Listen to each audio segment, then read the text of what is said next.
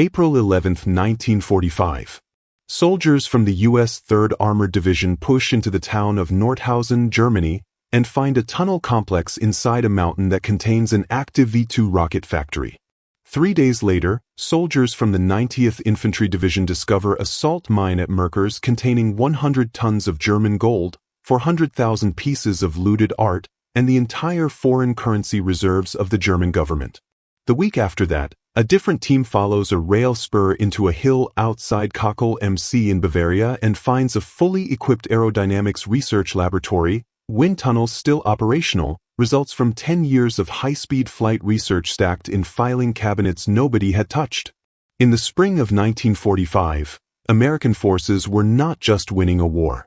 They were walking into the most advanced military-industrial complex on Earth, and almost none of it had been fully destroyed.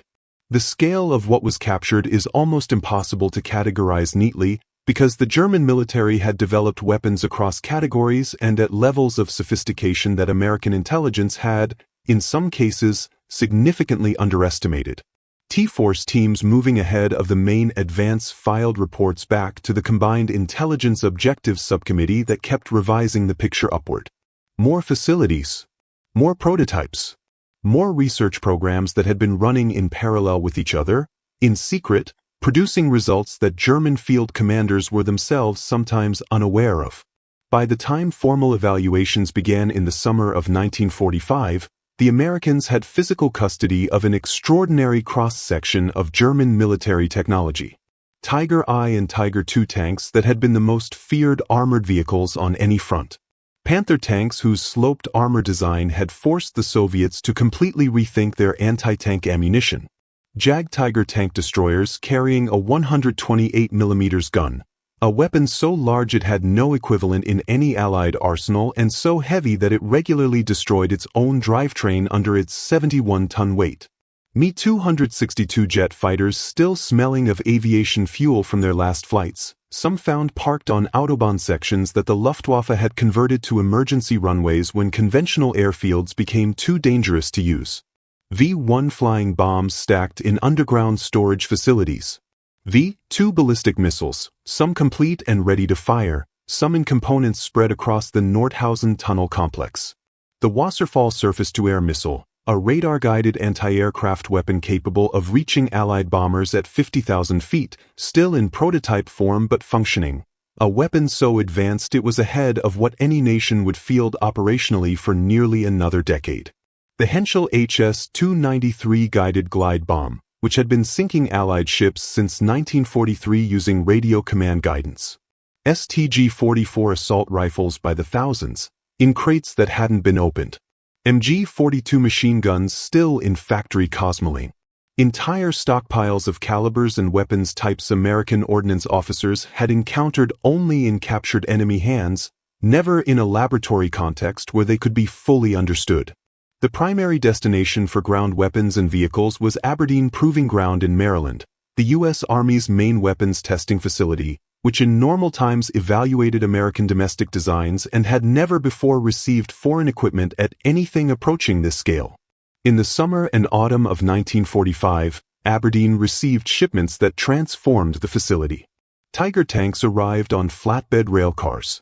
Panther tanks were offloaded from cargo ships. Artillery pieces, anti-aircraft guns, mortars, recoilless rifles, rocket launchers, and support vehicles arrived in a continuous stream that Aberdeen's logistics staff struggled to process and catalog fast enough. Aircraft went to Wright Field in Dayton, Ohio, where Operation Lusty, Luftwaffe's secret technology, had been running evaluations since 1944 but now had more aircraft to work with than at any previous point. Me-262 jet fighters, Focke-Wulf 190 variants, Heinkel He-162 jet aircraft, the remarkable Dornier Do 335 push-pull twin-engine fighter, the Heinkel He-219 night fighter, the Junkers Ju 388 high-altitude reconnaissance aircraft, all arrived for American test pilots and engineers to fly, disassemble, and document. And the missiles went somewhere most people have never heard of, Fort Bliss, Texas, where the V-2 hardware captured at Nordhausen arrived alongside the German engineers who had built it, beginning the program that would eventually become NASA. What all of this added up to was not a trophy collection. It was a curriculum, the most comprehensive transfer of military technical knowledge and history, handed over involuntarily by a defeated nation to the power that had defeated it. And the students were American weapons designers, test pilots, and ordnance engineers who had spent 4 years fighting Germany's best equipment and now, for the first time, had the chance to understand exactly how it worked, why it worked, where it failed, and what it pointed toward. Aberdeen Proving Ground in late 1945 looked nothing like the orderly testing facility it had been before the war. The main test ranges were occupied with German armor being pushed to its operational limits by American crews. The engineering shops were disassembling weapons that nobody on the American side had ever held before.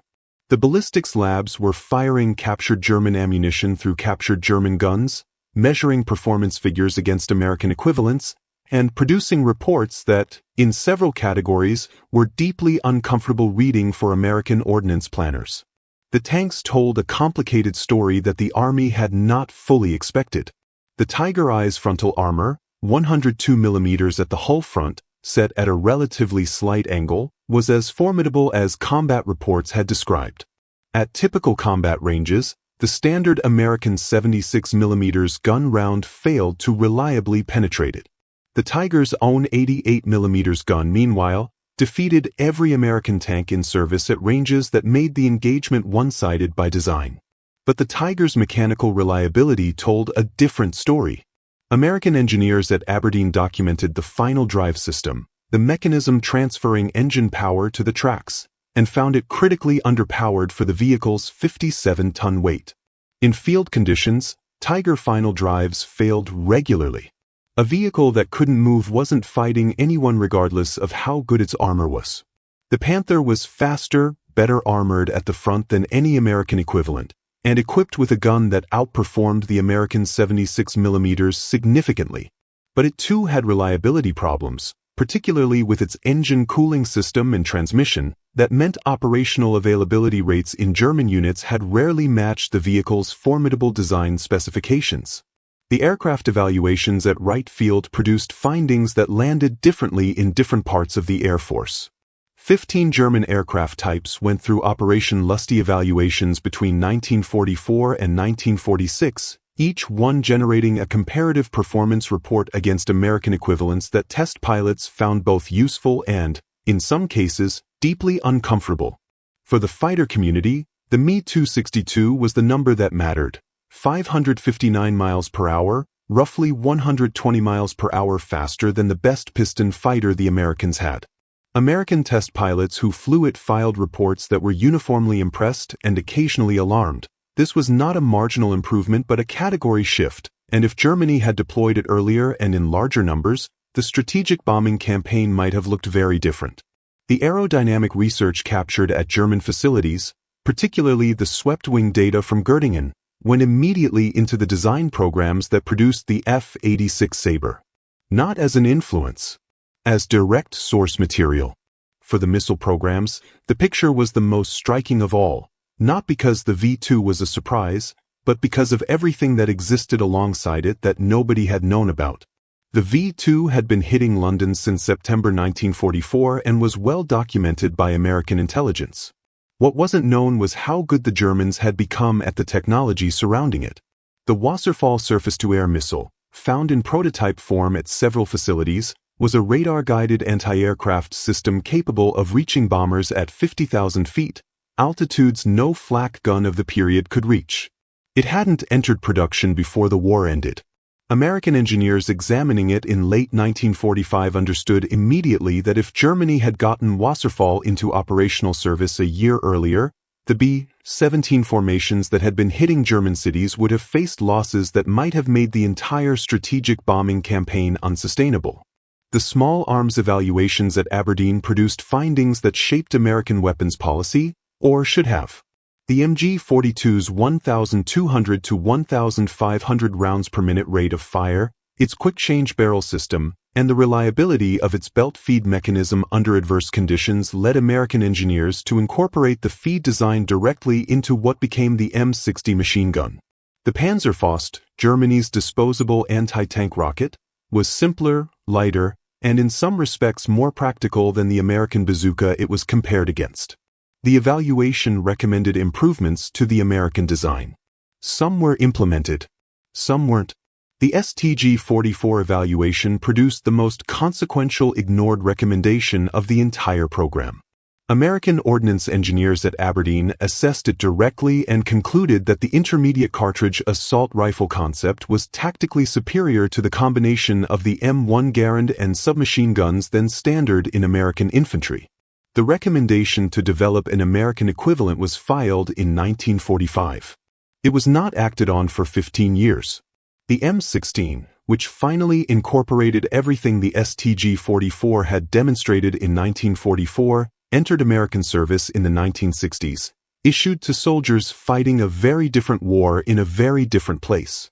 By 1950, most of the physical German equipment that had arrived at Aberdeen, Wright Field, and facilities across the United States had been evaluated, documented, and disposed of. The disposal process followed the same logic that governed all post-war surplus. What couldn't justify its maintenance cost was scrapped, and in the tight defense budgets of the late 1940s, almost nothing could justify its maintenance cost indefinitely. The tanks went first. Aberdeen retained a selection of German armored vehicles for its outdoor static display, but the condition of outdoor storage in Maryland's humid climate was the opposite of ideal for the preservation of steel vehicles. Without consistent maintenance budgets, the captured German armor deteriorated steadily across the 1950s and 1960s. The Tiger II, the heaviest tank Germany had operationally deployed, at 75 tons the most formidable armored vehicle to see large-scale production in the war, sat in the Maryland weather for decades, its armor plates separating at the seams, its interior filling with water, its running gears seizing solid. When the Army finally moved the Aberdeen collection to Fort Lee, Virginia in 2010 and 2011, some vehicles required restoration work before they could even be transported safely. The Tiger II at Fort Lee today is one of only 8 surviving examples in the world, out of approximately 489 built. The aircraft fared better, partly because museum culture around military aviation developed earlier and more consistently than around armored vehicles. The National Air and Space Museum's Stephen F. Udvarhazy Center near Dulles Airport holds an Me-262 in a state of preservation that Aberdeen's tanks never achieved. The sole surviving Dornier Do 335, the push-pull twin-engine fighter that was the fastest piston aircraft Germany produced, sits in the same building, the only one left on Earth out of 37 built before production ended. The Heinkel He-162, the hastily designed jet aircraft that Germany had intended to mass-produce in the war's final months, survives in small numbers across several American and European collections. The missiles produced the most consequential afterlife. The V-2 hardware and the German engineers who designed it didn't sit in storage, they were immediately put to work. Wernher von Braun and his team at Fort Bliss were firing V-2s at the White Sands Missile Range in New Mexico within months of arriving in the United States, each launch generating data that fed into American ballistic missile development. By 1950, the program had produced the Redstone missile. By 1958, a modified Redstone, renamed Jupiter-C, launched America's first satellite, Explorer 1, into orbit. By 1969, the Saturn V rocket that carried Apollo 11 to the moon represented the direct lineage of the V-2 program, built by the same chief engineer who had designed the weapon that had hit London in 1944. The support vehicles, the half-tracks, the Kübelwagen staff cars, the Schwimmwagen amphibious vehicles, the SD-KIVZ series of half-tracked prime movers that had towed German artillery across every theater of the war, were evaluated briefly and scrapped almost entirely. They were the least technically revolutionary of everything captured and the most practically redundant, since American equivalent vehicles were in mass production and the Army had no shortage of transport.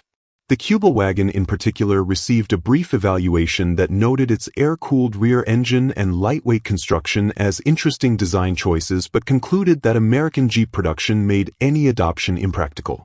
Ferdinand Porsche had designed it. Volkswagen had built it. Post-war, the same basic engineering philosophy, air-cooled rear engine, lightweight body, became the foundation of the Volkswagen Beetle that would sell 21 million units worldwide as a civilian car. The military vehicle and the most successful car in automotive history shared the same designer, the same factory, and the same fundamental engineering approach.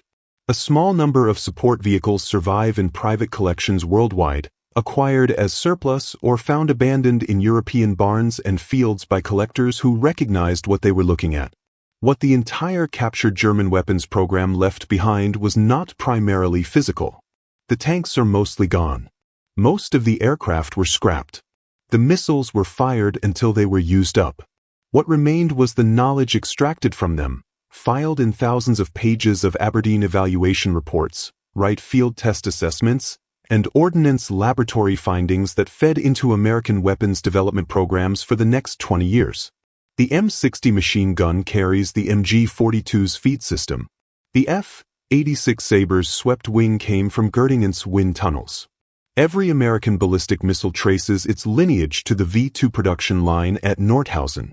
The AIM-9 Sidewinder heat-seeking missile incorporates principles from German infrared seeker research captured in 1945. Germany's captured weapons didn't just end up in American museums and scrapyards. In modified, Americanized, and significantly improved forms, they ended up in American hands, where they flew, fought, and in some cases are still flying today.